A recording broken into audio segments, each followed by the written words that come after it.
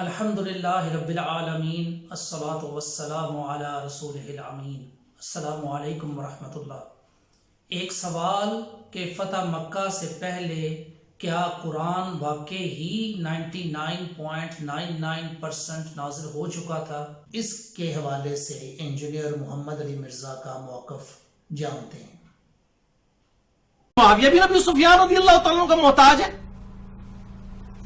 جن کی ڈیوٹی بھی نہیں لگائی گئی ابو بکر صدیق کی طرف سے۔ وہ زید ابن ثابت کی ڈیوٹی لگی، قرآن شاک میں پڑ جائے گا اور تہاڈی روٹیاں شاکی چ پی جان گیاں، جڑی ملوکیت دی تنخواہاں پہ کھاندے ہو وہ شاکی چ پی جان گیاں۔ اور نمک حلالی تو تسی کرنی ہے نا جنہاں کو لے کے پہ کھاندے ہو، قرآن شک میں پڑ جائے گا جی۔ یہ تو حضرت معاویہ پہ اٹیک جو ہے وہ قرآن پہ اٹیک ہے، وہ وہی لکھا کرتے تھے۔ اور بھائی کیڑی وہی لکھی؟ فتح مکہ کے موقع پر جو بندہ مسلمان ہوا، جب 99.99% قرآن نازل ہو چکا ہے، اس کے بعد کون سی وہی لکھی ہے؟ اور کیڑی وہی لکھی؟ فتح مکہ کے موقع پر جو بندہ مسلمان ہوا، جب 99.99% قرآن نازل ہو چکا ہے، اس کے بعد کون سی وہی لکھی ہے؟ کیڑی وہی لکھی؟ فتح مکہ کے موقع پر جو بندہ مسلمان ہوا، جب 99.99% قرآن نازل ہو چکا ہے، اس کے بعد کون سی وہی لکھی ہے؟ اور اگر لکھی تھی اور لیبل پرسنالٹی تھی تو حضرت ابوبکر صدیق رضی اللہ تعالیٰ نے ان کی ڈیوٹی لگا دیتے نا، جو تسی مامے بنے ہوئے ہو جناب 1400 سال بعد انہوں نے وکالت پہ کر دیو، کمیٹی شامل کر دیتے۔ انہوں نے زید ابن ثابت کو کہا کہ آپ وہی لکھا کرتے تھے، آپ نوجوان ہیں اور آپ پہ کسی قسم کا الزام نہیں ہے، آپ کی ڈیوٹی ہے۔ تو بھائی حضرت معاویہ کا کوئی محتاج نہیں ہے، قرآن کسی بھی کاتب وحی کا محتاج نہیں ہے۔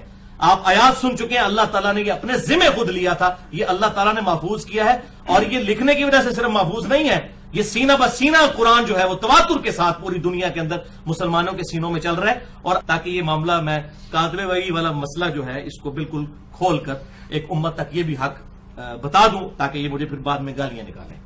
لیکن مجھے کوئی گالی نہ نکالے، جس نے نکالنی امام مسلم کو نکالے اور اپنا ایمان برباد کرے، جنہوں نے یہ کتاب لکھ کر اور امت کو حق بات بتائی۔ آپ کے مولویوں نے، آپ کے استادوں نے آپ کو نہیں بتائی تو انہوں نے جان نو پیٹو، منو کو پیٹ دیو۔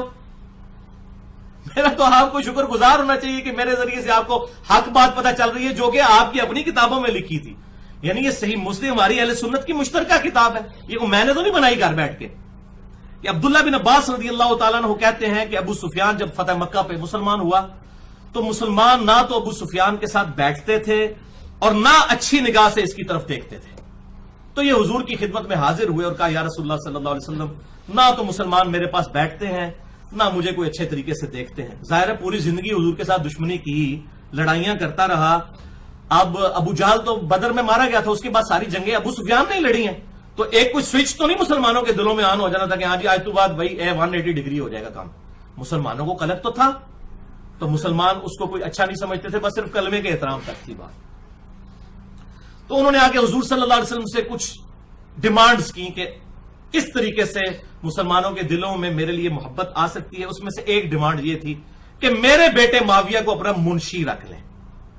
یہ کاتب وحی کہتے ہیں، اینج رکھایا گیا جی، کاتب وحی منشی رکھ لیں، آپ کے لیے کتابت کر دے گا، یہ لکھنا پڑھنا جانتا ہے۔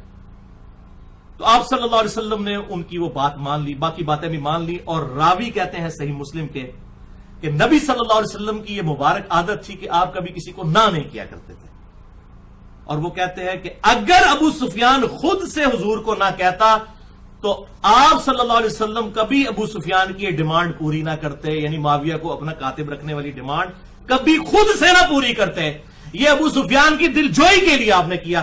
اور بھائی جی جو بندے سفارشی بھرتی ہوئے ہیں، یہ اسی لینگویج ہے، سفارشی، پازیٹو سفارش کی بات کر رہا ہوں، ان کو آپ نے کہا یہ قرآن ڈاؤٹ میں پڑ جائے گا جی کاتب وحی۔ زید ابن ثابت کدھر گیا جس نے ساری کارنامہ کیا ہے؟ کیوں پبلک کو جھوٹی باتیں ملوکیت کی طرح کھا کے تو بتا رہے ہیں قرآن ڈاؤٹ میں پڑ جائے گا؟ جاہل مولوی پتہ ہی نہیں ان کو کہ قرآن کہاں سے آیا، کس نے محفوظ کیا۔ انا نحن نزلنا الذکر وانا لہ لحافظ۔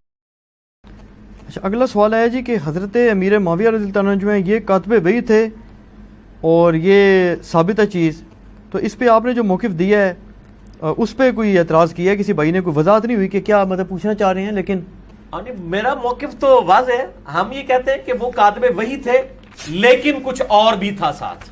وہ کیا تھا؟ وہ یوٹیوب پہ آپ جا کے میرا کلپ لکھیں، رپلائی ٹو ڈاکٹر اسرار رحمہ اللہ تعالی آن کیا حضرت معاویہ رضی اللہ تعالیٰ عنہ کاتب وحی تھے۔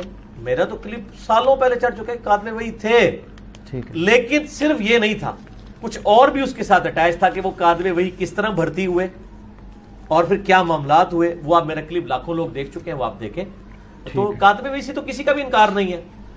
یہ مطلب جب ہم رفع الیدین کے اوپر بات کرتے ہیں تو ہمیں حنفی بھائی جو ہے نا وہ عبداللہ ابن مسعود کے فضائل سنانا شروع کر دیتے ہیں. بھئی عبداللہ ابن مسعود کے فضائل سے کسے انکار ہے؟ ہم کہہ رہے ہیں کہ رفع الیدین عبداللہ ابن مسعود سے ترک رفع الیدین ثابت نہیں, وہ روایت کمزور ہے. تو اس طریقے سے کاتب وحی سے تو انکار ہی نہیں ہے. ہمارا ایشو کچھ اور ہے جو ہماری ویڈیو میں ریکارڈڈ ہے, اور میرا ریسرچ پیپر واقعہ کربلا کا حقیقی پس منظر 72 صحیح الاسناد حدیث کی روشنی میں, جس میں 200 روایتیں اکثر بخاری اور مسلم سے, اس میں ہمارا موقف کاتب وحی کا میں نے ریٹن میں دیا ہوا ہے کہ کاتب وحی تھے, لیکن اور بھی بہت کچھ تھا صاحب. ٹھیک ہوگا جی.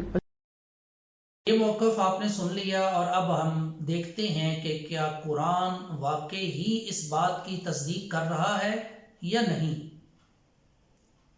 تفہیم القرآن جو کہ مولانا مودودی نے لکھی ہے, اس میں صورتوں کے زمانہ نزول کو اگر آپ دیکھیں تو آپ کے سامنے, اگر آپ طائرانہ نظر بھی ڈالیں تو آپ کے سامنے 3 صورتیں ایسی آئیں گی جو کہ فتح مکہ کے بعد سن 9 اور 10 ہجری کے اس کے زمانہ نزول ملتے ہیں. ان صورتوں میں سورہ توبہ, اس کی آیات 129 اور اس کے رکوع جو ہیں وہ 16 ہیں. سورہ حجرات, اس کی آیات 18 اور اس میں 2 رکوع ہیں. اور سورہ نصر, اس میں 1 رکوع اور 3 آیات ہیں, اذا جاء نصر اللہ والفتح. اور ان کے علاوہ سورہ بقرہ میں جو سود کی آیات ہیں, سود کے حوالے سے جو آیات ہیں وہ بھی ہیں, اور سورہ مائدہ کی جو آیت الیوم اکملت لکم دینکم, یہ آیت بھی ہے. ان کے علاوہ اگر کوئی اور آیات بھی ہوں تو ان حوالوں سے میری معلومات نہیں ہیں. کیلکولیٹ کریں تو صورتیں جو 3 ہیں اور کل 114 صورتیں ہیں قرآن کی, تو ان کے حوالے سے جو پرسنٹیج ہمارے سامنے آتی ہے وہ 2.63% ہے. اور آیات یہ تقریباً 150 سے زائد ہیں, ان کی اگر آپ پرسنٹیج نکالیں 800 آیات کے حوالے سے کم و بیش جتنی بھی ہوں, تو اس میں جو پرسنٹیج بنتی ہے وہ 2.28% بنتی ہے. اور جو رکوع ہیں وہ اگر آپ دیکھیں تو 16 اور 2 اور 1 19 رکوع ہمارے سامنے آتے ہیں, اور 540 رکوع کے حساب سے اگر آپ ان کا جائزہ لیں تو یہ پرسنٹیج 3.52% بنتی ہے. اور سورہ توبہ جو ہے وہ 16 رکوع کے ساتھ یہ تقریباً 1 پارہ بنتا ہے. اور اس کو بھی اگر آپ سامنے صرف اسی ایک سورہ کو لیں تو اور 30 پاروں کے ساتھ لیں تو 3.33% بنتی ہے.